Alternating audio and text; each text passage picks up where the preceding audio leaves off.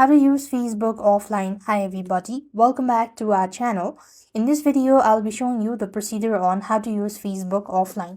So you have to understand that you'll not be able to use Facebook offline. Now there is no such way you could use Facebook offline. However, there is a way you could appear offline on Facebook by turning off your active status in Facebook and Messenger as well. But you cannot use Facebook without an internet connection.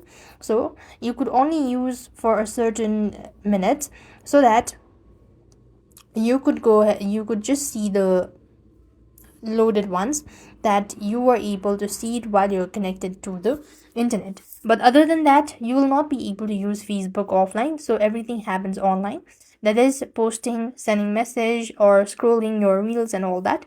And if you want to appear offline, then tap on the profile picture from the top right, click on the gear icon from the top right once again, and then you want to go ahead and look for these activity status. So you just want to scroll down, here it is, and then you want to make sure to toggle the button. You have to make this as it is so that you will not be able to see online.